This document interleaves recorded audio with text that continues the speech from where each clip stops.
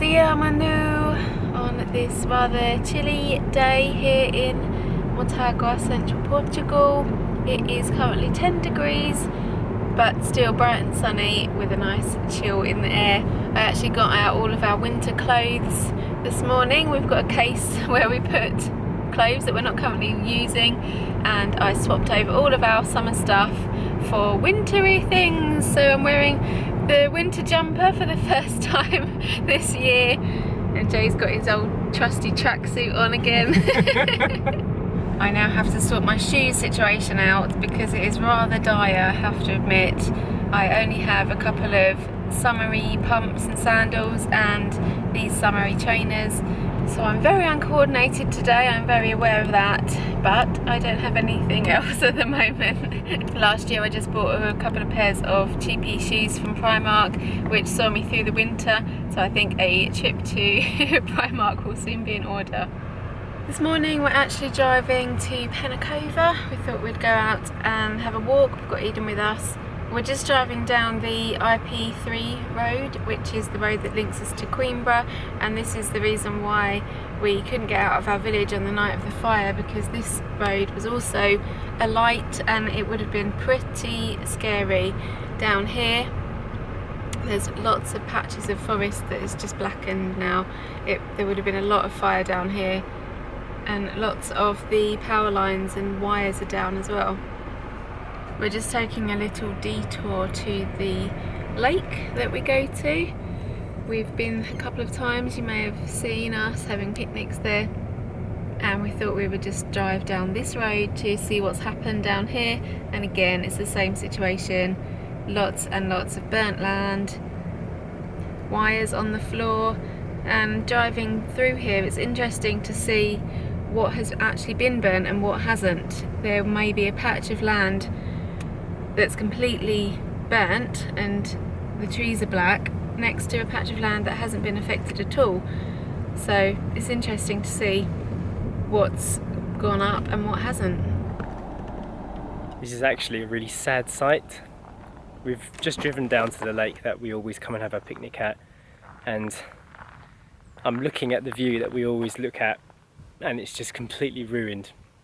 It was only last month I was taking video shots here for our end of year special video, and I was like, oh, look how beautiful this place is and I want to make memories.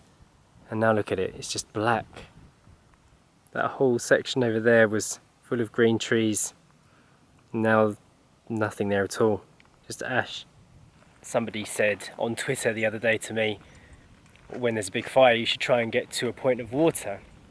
And near to our house, this is the closest point of water. Either this place or the barragem, which is the dam nearby. But both of those places we wouldn't have been able to get to without having to drive through burning forests. On the night of the fire, Sacha did suggest that we go to the dam, and I was like, how? How can we get there? All of the roads leading to it are on fire. It's just devastating, really. It's horrible.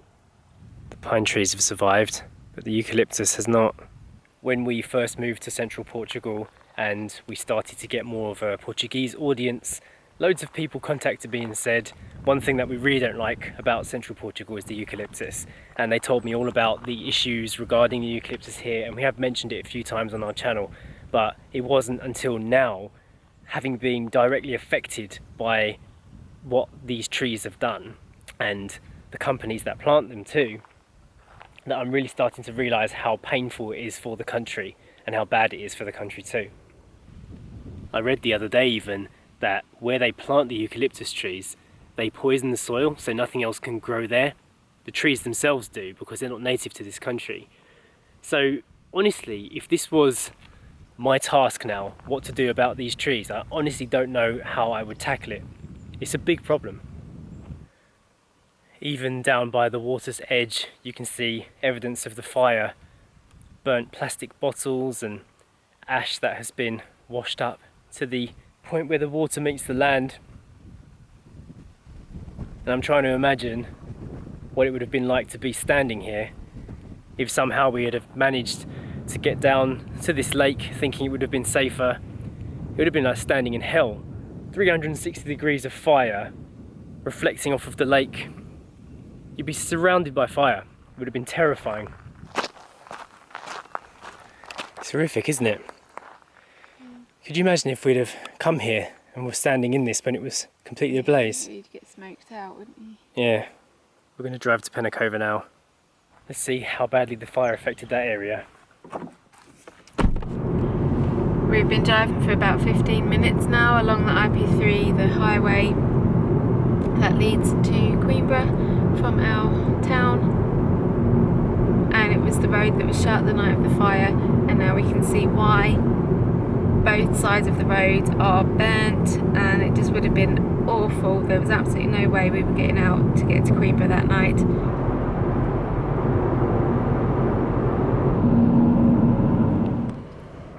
I've just stopped by the side of the road here. This is the Livraria de Mondego. Even this area has been burnt to a crisp. I'm really only now starting to get the scale of this. We're just driving into Penacova town now, and it looks like this area was spared. The trees are still green here, and there doesn't seem to be any pockets of burning around the actual town anyway. Maybe the surrounding area is different, but here in town it looks okay.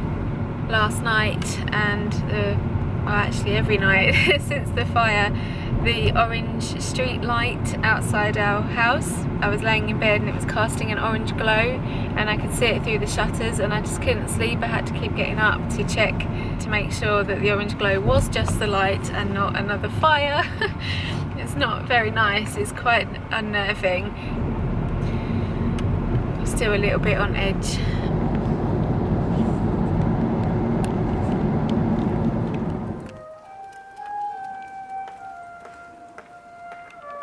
There's the sound of an instrument being played down here.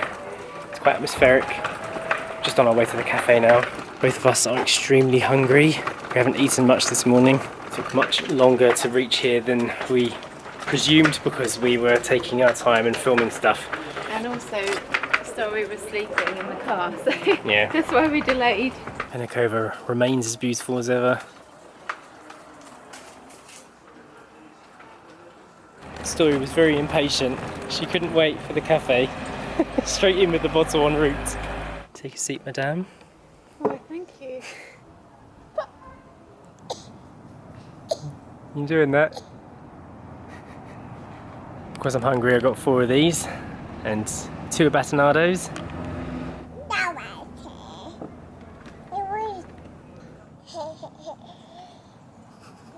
Look who's out. Where's Eden? Eden is behind you. All you care about is Eden. What have you got? I'll have that sugar. I'll have another one. I was having a look at some footage and some pictures of Story as of a month ago, and she's grown up so much. You don't notice it day to day, but when you look at a couple of photos from a month ago, it's crazy how much she's changed. Leaving the cafe now. All of that cost €6 in total. Just come up here to enjoy the view before we go home. It's amazing to think that behind us there's like devastation in the forests, and this way it looks like nothing happened at all. It is very easy to forget things when you're not looking right at them. If you haven't seen it already, Sacha started a GoFundMe for helping out this area. We're going to try and see if we can generate some funds so that it can go back into the community and back into the areas that need it most near to us. Put a link up there. We're going to be adding more pictures as time goes on and more information as and when we see it. Today was an eye-opener, wasn't it, Sash? It was. Because we've been outside of the house since the fire, but we haven't been this far.